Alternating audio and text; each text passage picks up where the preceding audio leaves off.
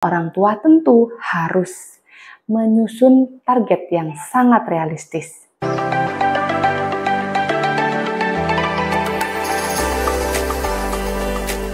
Assalamualaikum warahmatullahi wabarakatuh.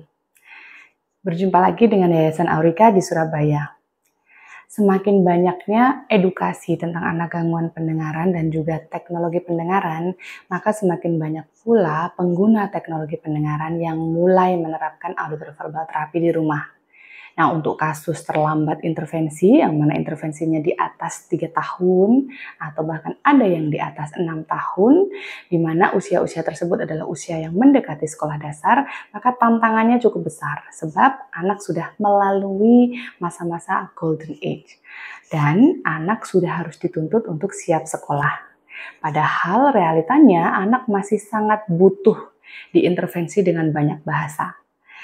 Dengan demikian, orang tua tentu harus menyusun target yang sangat realistis, di mana target yang realistis itu harus dibicarakan dengan terapis, berkaitan dengan kemampuan mendengarnya yang masih sangat pemula, kemudian bahasanya yang juga masih sangat sedikit dalam hubungannya dengan kesiapan sekolah, serta kemampuan bicaranya yang mungkin tidak sejelas dengan anak normal hearing atau anak-anak pengguna teknologi pendengaran yang intervensinya lebih dini. Belum lagi masalah perilaku yang tentu saja berbeda dengan anak-anak usia yang lebih dini, di mana secara kemauan untuk belajar jauh lebih lama akan cukup sulit, sebab mereka telah memiliki minat tersendiri dan juga aktivitas tersendiri yang sudah terpola. Jadi para orang tua butuh strategi khusus untuk mengatasinya. Nah, untuk kemampuan mendengar sendiri memang harus dilakukan secara bertahap. Tidak bisa serta-merta anak yang memakai teknologi pendengaran padahal usianya sudah terlambat intervensi langsung bisa mendengar panjang layaknya anak normal hearing atau anak yang intervensinya lebih dini. Kemampuan mendengar tetap diawali dengan mendengar yang pendek dulu.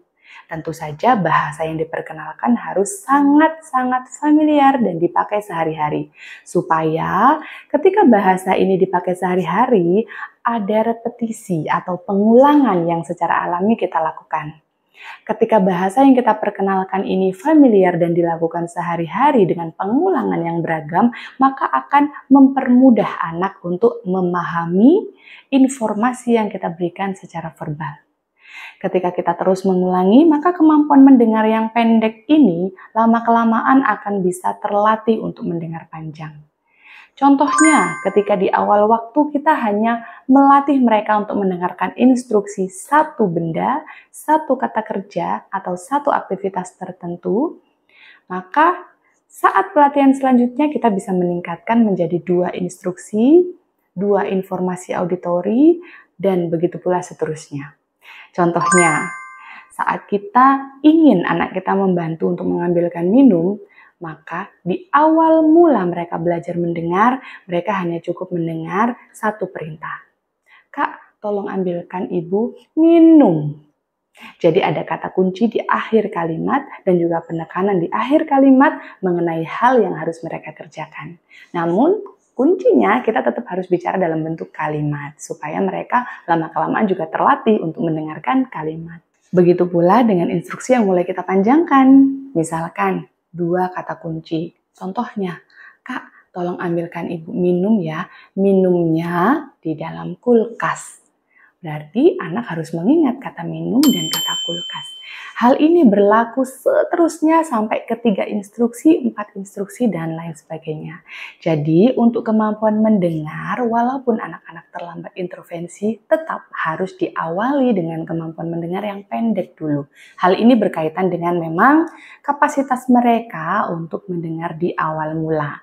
Tentu saja berkaitan pula dengan setting alat mereka awal kali, entah mereka pemakai ABD, alat bantu dengar, atau implan koklea. Semuanya dipengaruhi oleh hal tersebut.